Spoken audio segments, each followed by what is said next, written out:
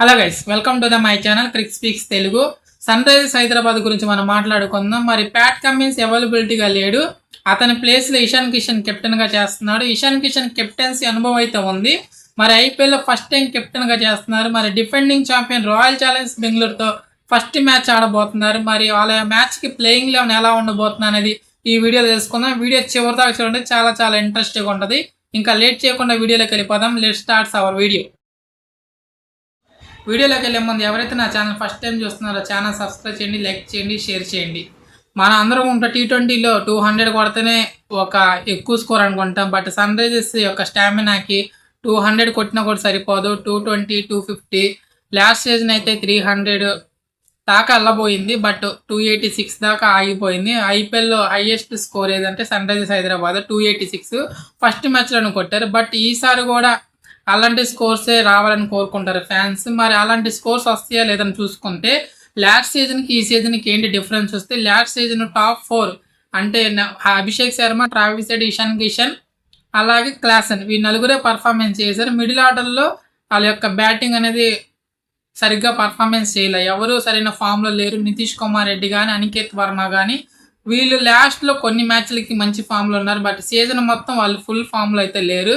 మరి ఈ సీజన్ వాళ్ళ SRHలో ఏం చేశారు, మిడిల్ ఆర్డర్ని స్ట్రాంగ్ చేసుకున్నారు. ఒక సాలిడ్ ప్రాపర్ ఆల్రౌండర్ బ్యాట్స్మెన్ అంటే లియామ్ లివింగ్స్టన్తో వాళ్ళ యొక్క మిడిల్ ఆర్డర్ బ్యాట్స్మెన్గా తీసుకున్నారు ఈసారి ఆక్షన్లో. ఎందుకంటే ఒక foreign player, most experience player, అటు ఆఫ్ స్పిన్ ఇటు లెగ్ స్పిన్ రెండు వైపులా బౌలింగ్ చేయగల ప్లేయరు, అలాగే బ్యాటింగ్లో డౌన్ ద ఆర్డర్ వచ్చి ఎక్కువ భారీ సిక్స్లు కొట్టగల ప్లేయరు లియామ్ లివింగ్స్టన్ వాళ్ళు తీసుకున్నారు ఆక్షన్లో.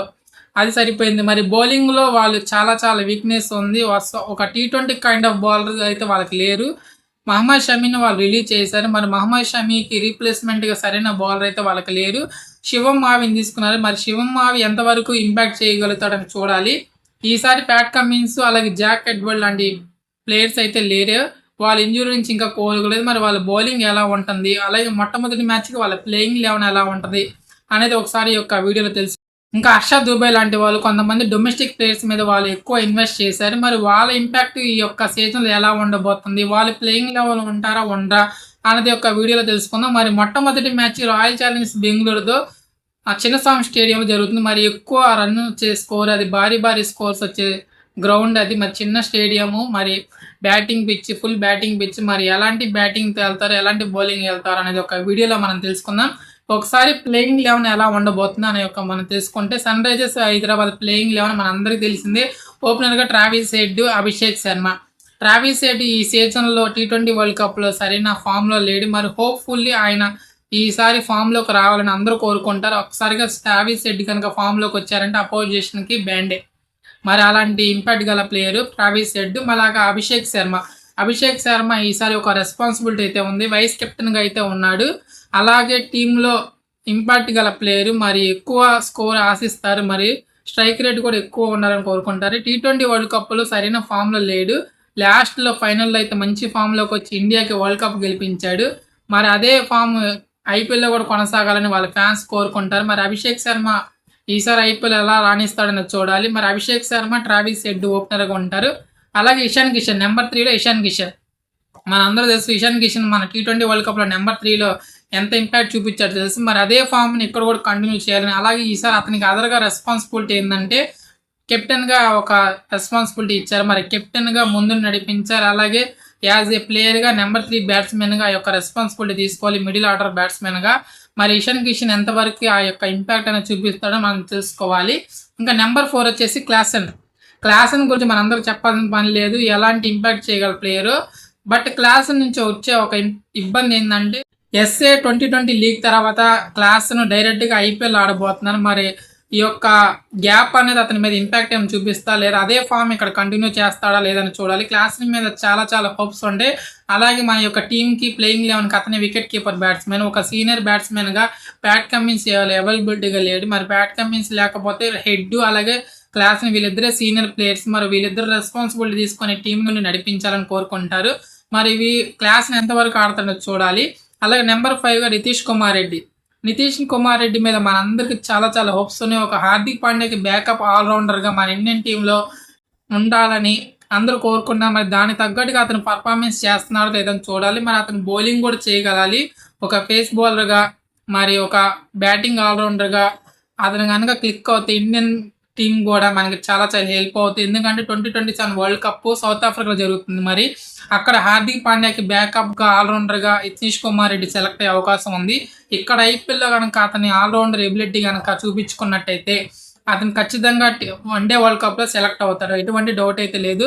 మరి 4 ఓవర్స్ ఏస్తాడా? 2 ఓవర్స్ ఏస్తాడా? అనేది చూడాలి. మరి అది కెప్టెన్ మీద ఉంటది. మరి చూద్దాం నితీష్ కుమార్ రెడ్డి ఎంతవరకు ఇంపాక్ట్ చేస్తాడని మనం తెలుసుకోవాలి.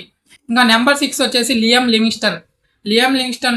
టీ20 వరల్డ్ కప్‌లో ఇంగ్లాండ్ టీం అతన్ని పక్కన పెట్టింది. మరి ఎటువంటి రీజన్స్ చెప్పి అతను పక్కన పెట్టిందో అయితే మనకు తెలియదు. బట్ అతనైతే మంచి ఫామ్‌లో ఉన్నాడు. వివిధ లీగ్స్ అతను ఆడుతున్నాడు.